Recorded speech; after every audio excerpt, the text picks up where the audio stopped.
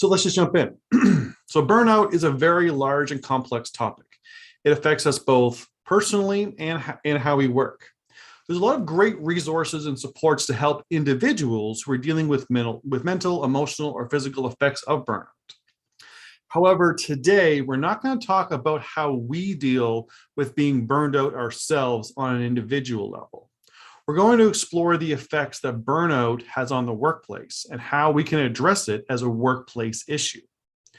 So our goal is going to be to give you a good understanding of its prevalence, its impact, and provide you some places to start to address it in your workplace. So to do that, we're going to answer 5 questions. What are the different parts of burnout? What it looks like? What causes it? What effects does it have on the workplace? And what can we do about it? Probably the most important. Now, what is it? Well, burnout is a reaction to a prolonged or chronic job stress and is characterized by how it affects us mentally, emotionally, and physically. Now, being burnt out can look a little different depending on the person and how hard it hits them.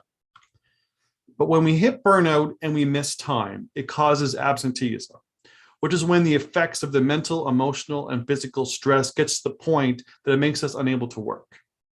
Often for many people, it needs to get really, really bad to actually take time off, which unfortunately can lead to extended stress or medical leave, or can be the onset of a stress-related illness. Now, when we hit burnout, but we still show up for work, it causes presenteeism. And this is where we're actually going to focus on today, okay? Because this is when we feel that we are completely burned out and we need to keep going. We still feel this desire to push forward, to keep going. But again, presenteeism is something that has a major impact on the workplace. And even though most managers and HR professionals spend more time focused on absenteeism, but the reality is presenteeism effects presenteeism with burnout are often overlooked, but they are extremely important to address. So what is presenteeism? Well, it's when employees show up for work, but are not mentally, emotionally, or physically ready and able to do their job. And it's not that there's a lack of engagement or lack of motivation. It's that they're stressed, they're sick, they're burnt out, but coming in anyway, even though they're not going to be very productive. Now, presenteeism can become a regular part of someone's work. It can lead to disengagement. For example, if you were dealing with issues like regular conflicts with your boss or coworkers, it would affect your ability to focus on your job. But it would also eventually cause you to mentally check out and become more focused on keeping your head down and getting through the day, rather than being productive and providing your best work. So even though we talk about the effects of presenteeism, the parts of burnout, less often, they're still really important, and they're actually a lot more common than what you think. So employees take an average of 4 sick days a year, but admit to being unproductive an average of 57.5 days a year. People are 14 times more likely to be dealing with presenteeism than dealing with absenteeism. And this emphasizes how prevalent presenteeism is, despite the fact that it often is less of a priority. Now, what does it look like? Well, we see the signs of presenteeism every day. A lack of focus due to stress, preoccupation with events in our personal life, being sick at work, anxiety caused by the looming events or tasks, distress caused by conflict with coworkers, and being worn out. Now, we all see these signs sometimes, but it's when they become the norm that major issues start to happen. And these signs can really become amplified for people who are working remotely from home. So imagine you're dealing with regular, overly demanding deadlines. The lack of separation of home and work will cause you to live with that constant demand. And this will persistently keep your work brain on, causing you to overlook your responsibilities at home, which will just add more to your stress. When presenteeism starts to become overwhelming, it will take over both your home and your work, largely because when you're remote working, they're the same place. Now, presenteeism is not something that only a few of us deal with. This is something practically everyone deals with. So according to Mental Health America, 75% of us deal with presenteeism. And this is why it's really important to understand what it looks like and where it comes from. So what are the causes of presenteeism? Well, they're really largely the same as the causes of absenteeism. So there's external issues that are mostly personal and come from our home life, or there's internal issues, mostly are work-related, that come from the conditions and the environment of our workplace. So looking at that a little bit more detail, when we're talking about how the external effects our mental health, it can be things like family stress and financial stress. We're talking about the emotional effects that are external, that can be a reaction to something like, a breakup, or if you're moving. Or talking about the physical effects that are external, they can be things like illness or injuries. Now, when it comes to the workplace, those are the internal effects.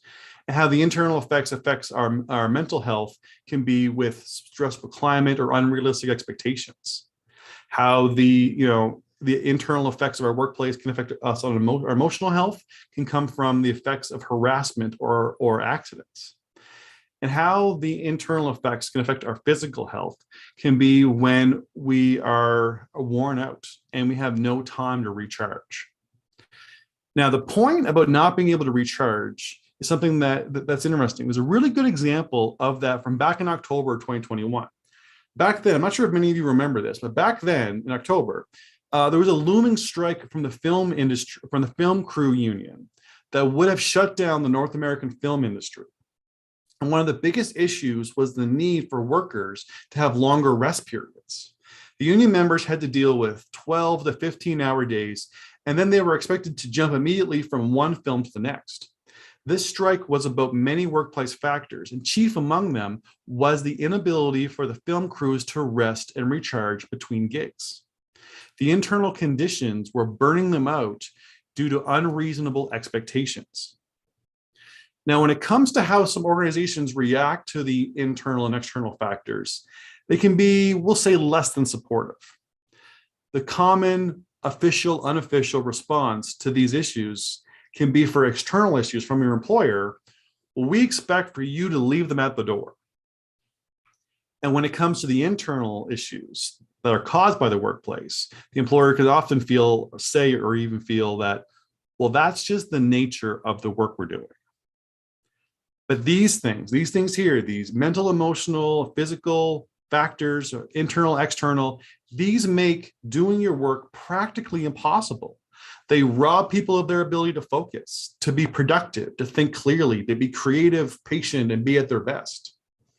The real question is, why are people still showing up for work despite dealing with mental health challenges, not being able to recharge, and dealing with harassment at work, and so on? Because these problems aren't going away. In fact, presenteeism at work has increased more than 200% since 2010. Now, what is crazy is that shocking statistic is a pre-COVID number. But since COVID, it's gotten even worse. This has become a larger issue because of the increase in remote work, because the tether to our jobs is now in our homes. But I suppose the trade-off is at least we can be in our comfortable pants while we're stressed and burned out. But the stronger relationship that we have between our home life and our work life can make it even harder for people to switch off. And it's more likely to make people just languish in their everyday. Now, I think languishing is an important word to be aware of. Languishing is a sense of stagnation and emptiness. It feels like you're muddling through your days, looking at your life through a foggy windshield. Now, there's a great New York Times article called "There's a Name for the Blah You're Feeling." It's called languishing. I think James will share a link to that later. So now that we've talked about what presenteeism is and how it's affected by burnout and what it looks like and where it comes from, now let's take a look at the impact that it has on the workplace. So absenteeism and presenteeism are major factors of what is called labor value loss, the financial toll on an organization caused by common labor issues. Now, again, labor value loss refers to how HR challenges affect the bottom line of your workplace and how it hurts productivity and profitability. And because burnout is often the cause of absenteeism and presenteeism, these are two great examples of how burnout was really hurting the profitability and productivity of your business. The total cost of productivity loss from unplanned absences is 6.5% of payroll. So when burnout leads to absenteeism, it creates a financial drain on a business for everyone who's dealing with it. But that drain is far less for absenteeism than it is for presenteeism, because lost productivity from presenteeism, when you show up for work, but you're not physically, mentally, or emotionally able to do your job, it's at least 7.5 times greater than the productivity loss from absenteeism, reaching 22.5% of an employee's salary. So presenteeism is not something that is addressed or talked about nearly as often as how absenteeism is affected by burnout, despite the fact that it's 14 times more common and 7.5 times more costly. So let's take a closer look at the cost of presenteeism.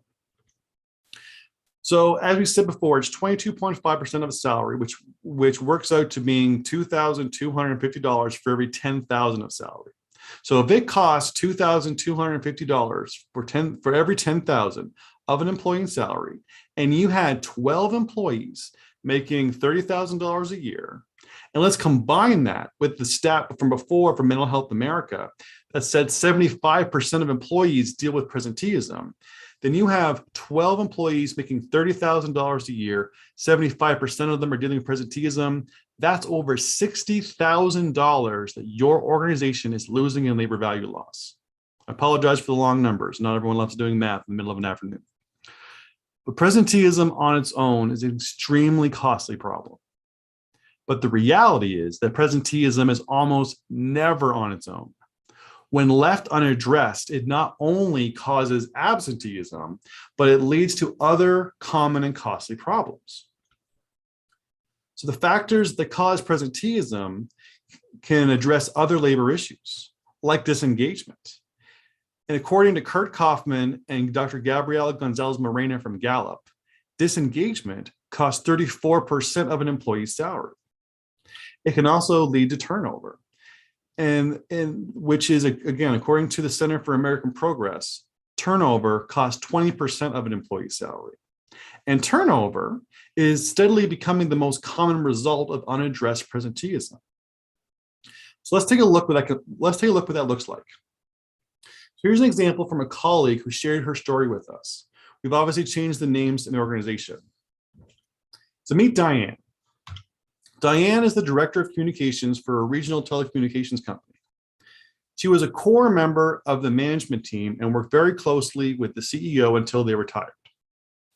Now, communications was a key part of every initiative and always included throughout the process, start to finish.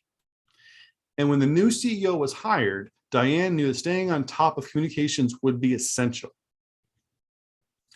Now, when the new CEO was transitioning in, he wasn't as used to keeping the communications team in the loop. He was more used to informing communications of things after the fact, really only to get the word out.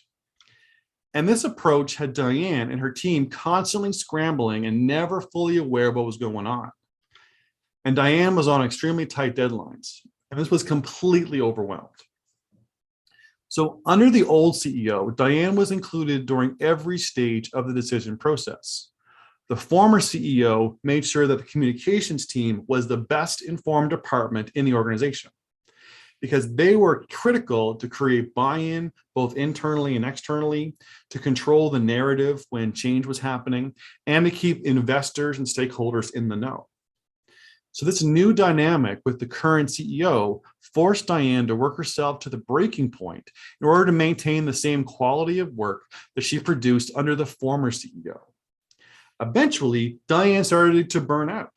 She was so overwhelmed all the time that her work started to suffer. And this caused some friction with the new CEO and other directors on the management team. Eventually, Diane started to mentally check out. She wasn't able to do her job the right way, so she would just do enough to get by. After 18 months under the new CEO and a steady decline in the quality and quantity of communications from the company, Diane quit. When the conditions of the workplace cause her to not be mentally, emotionally, and physically able to do her job properly, she burned out, then she checked out, then she walked out, costing tens of thousands of dollars in labor value loss. And this is not unexpected when you consider that workers experiencing presenteeism and burnout are nearly 3 times as likely to be actively seeking a different job. This reaction to presenteeism is largely what we're talking about when we talk about the effects causing the Great Resignation. And those of you who have joined us a few weeks ago on our talk on the Great Resignation, this may sound familiar. Now, employees are looking for a job that will allow them to provide their best work and have a quality of life. Going back to the internal and external factors we talked about previously, employees do not want to be dealing with unrealistic expectations, conflict with coworkers and supervisors, and pushing themselves to the breaking point. The really concerning part is that with turnover, is that managers and HR departments are mostly concerned about the turnover parts of it, when in reality, it's actually a symptom of all the real problems. And ironically, one of the more cheaper parts of the entire process. Because remember, as I said, presenteeism and disengagement cost 22.5% and 34% of salary, respectively, every single year, where turnover is 20% of a salary once, which ultimately ends the hemorrhaging of money from presenteeism and disengagement. Most of the time, we're worried about the wrong thing. Now, what can we do about presenteeism? Well, the first thing we can do is to start by knowing how to address the issues that cause it. Now, this is probably the biggest component to this very large and complex issue. So again, understanding that the expectations of the workforce has always been really important, but since the world changed, it's become essential. Employees experience what their lives would be like without the issues that affect their work. I'm sure you're all tired of hearing that things have changed, but they have. Understanding that what employees and the labor market expect is your key to understanding how your organization needs to change. Many employees, for the first time, felt like what it was like to not have to manage all of the external and internal issues that caused them to languish every day. Not needing to deal with a stressful work environment or difficult coworkers or working themselves to the breaking point, then still needing to go home and manage their home stresses. People saw what it would be like to not dread going into work every day for whatever reason. Now they're not willing to give that up. They expect more from their workplaces now. So for that, let's take a look at a real life example. Meet Keenan. Keenan is an account manager for a distribution company. During the first COVID lockdown, he was laid off for 2 months, then returned to work completely remotely. This time at home was a first for him. In 15 years, he rarely took more than a week's vacation at a time. Now, 5 months of working from home, then Keenan was required to go back to the office full time. Once he returned to the office, he started to deal with major anxiety and a reemergence of physical symptoms from sciatica. It didn't take long for Keenan to realize that the conditions of his workplace amplified the struggles he had with his health. Now, there was a lot of inter-office politics that ramped right back up when everyone returned to the office, causing conflicts and tense situations right off the bat. Keenan had to once again deal with a 45-minute commute each way every day, causing daily sciatic pain. His boss did not like how little control she had when the staff were working remotely, when they were all forced to be home, and began to micromanage everyone now that they were all back. Keenan saw a dramatic contrast in his quality of life when working from home compared to what was his normal life before COVID. When he experienced the stress and pain that he was going to have to live with every day again because of the work environment, Keenan chose to prioritize his health and quality of life over his seniority and professional comfort zone. Keenan started applying for other jobs only 2 weeks after returning back to the office. and ended up quitting his account manager job to take a lower paying job as a department supervisor at a retail store that was only 7 minutes from his home. This is one quick example of what the Great Resignation is. People saw their old work life was like and how it changed when they were forced to stay home. Now, many of them are choosing not to go back, not to put themselves and their families through the hardship that used to be there every day.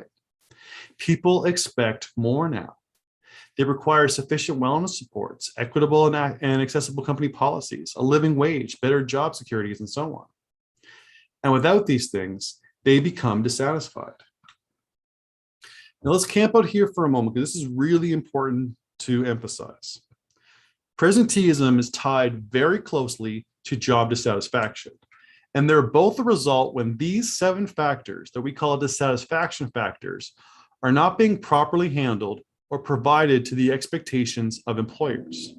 Now, these factors are wellness, the attention and support offered to an individual employee's well-being; conditions, the physical climate and setting of that workplace and the daily tasks they find themselves in; policies, documents and rules that govern the workplace; compensation, the official reimbursement of work; job security, the amount of protection afforded to a person's position or compensation; safety, the efforts created to reduce the risk of serious harm or injuries on a regular basis; and consistency, the amount that the work is consistent with expectations and is consistent in nature day to day.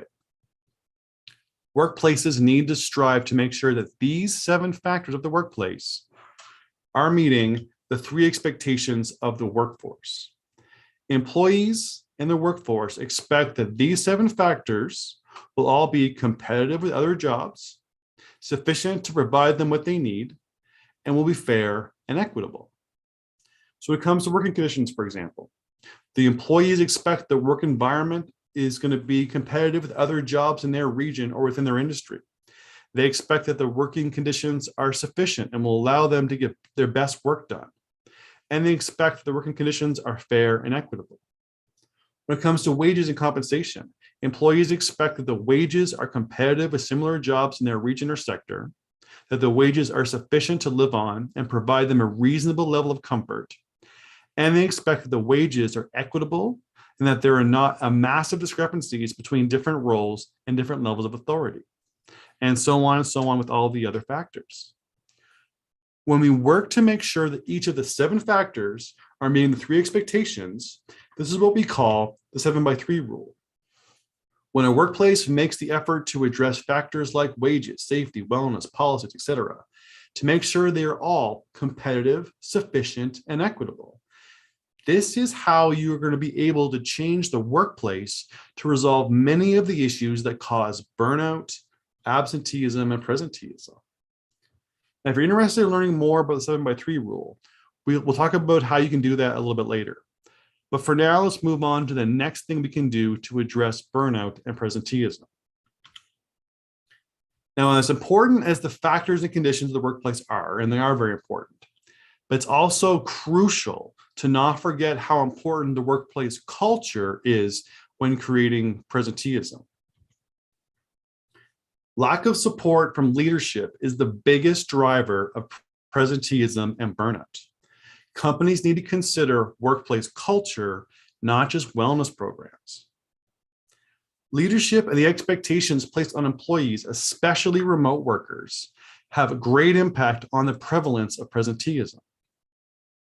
Now, this is where it's important to address some questions. I'm sure some of you might be wondering, well, can working from home boost productivity, or does it compound the effects of presenteeism? Or you're wondering, is remote working good or bad when it comes to burnout? Well, the truth is that completely depends on the workplace culture. When the workplace culture supports positive conditions like laid out by the 7x3 rule and allows employees to have what they need to be successful, then working from home can be a productivity haven. But when the culture does not allow the factors of your work to be competitive, sufficient, and equitable, and you do not feel supported or safe to speak up, then working from home can feel like a prison, something stressful, challenging, overwhelming that you cannot escape from. So let's take a quick look at the stages of workplace culture. Now, this is, again, a topic with a lot of depth to it. So we're going to introduce you to the workplace culture hierarchy now and provide you some chances to get more information about it at the end. So this is how a workplace culture is built. Many of you might find it looks familiar. This workplace culture hierarchy is a variation on Maslow's hierarchy of needs, which is the dominant theory dealing with people's motivations. This hierarchy works the same way and defines how a workplace can influence employee motivation by providing them with what they need. A quick summary of the workplace culture hierarchy is that your workplace needs to start at the bottom to ensure a strong foundation of compliance. Now, this does include legal compliance, but it's more than that. It's about addressing job dissatisfaction. It's about ensuring that the 7 factors are meeting the 3 expectations. And it's really important to ensure that, again, everything is competitive, sufficient, and equitable, and you're not just doing the bare minimum to meet legal standards. Now, from there, we move beyond compliance to psychological safety. This is where employees are able to feel heard, respected, and able to speak up and share their needs, ideas, thoughts, and opinions without fear of retaliation or ridicule. Now, from there, we move to inclusion. Now, inclusion is not just a diversity initiative. Inclusion is a core foundation to a successful, productive, and profitable workplace culture. It's about making sure that all people, everyone, feels like they belong and are accepted for who they are, that everyone is encouraged to be as successful as they can be. From there, we move on to engagement. So once employees have had their job dissatisfaction removed, they feel safe and comfortable to be themselves, and they feel encouraged and that they belong, then and only then can they be fully engaged in their job, able to have a sustained sense of motivation and bring enthusiasm and pride to their work.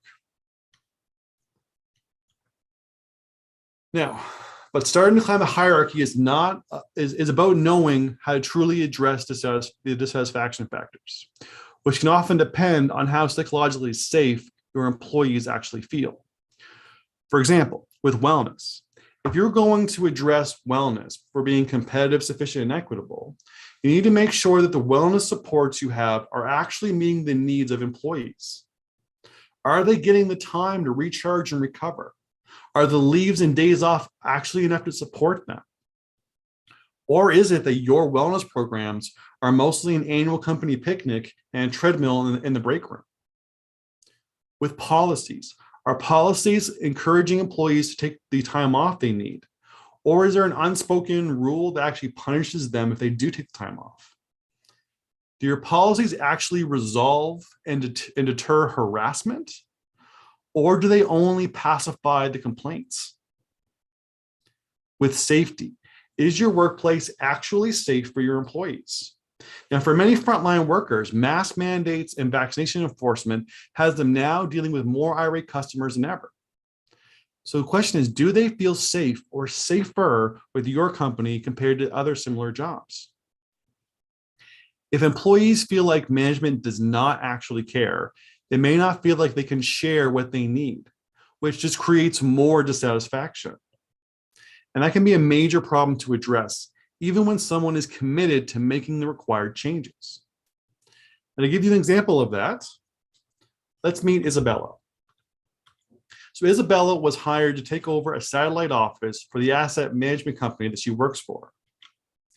As the new office manager, she knows that a large part of her job will be to address the troublesome workplace culture created by her predecessor, which was going to be a real uphill battle. Now, the former office manager wasn't the most supportive or encouraging boss to begin with, but in the last year before they retired, they really started to phone it in. They would avoid any conflict and confrontation, delay any issue or decision, and become apathetic to what was happening around them.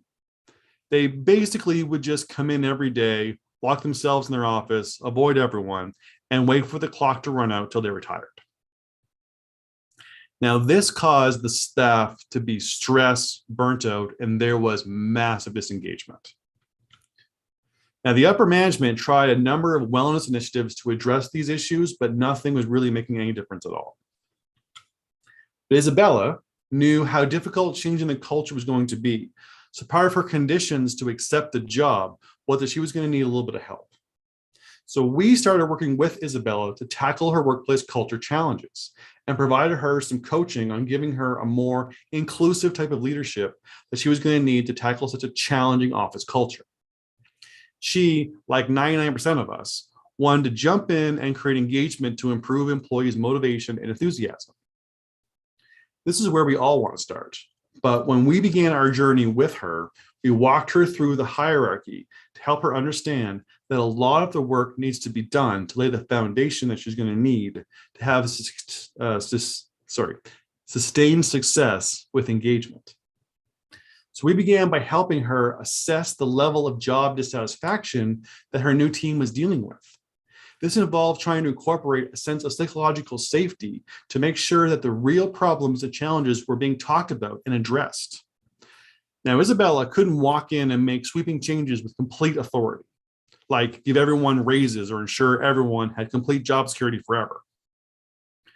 But there were a number of factors that she had the ability to incorporate right out of the gate, like ensuring that the existing company-wide policies around leave time and stress leave were well understood and were taken full advantage of by her new team.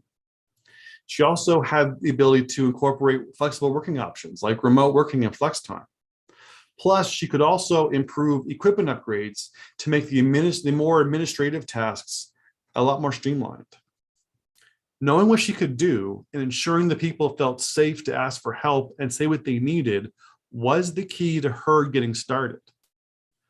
After time working on the first and second stages of the hierarchy, compliance and psychological safety, and creating a more inclusive approach to leadership and engagement, Isabella was starting to make real progress in working her office culture up the hierarchy.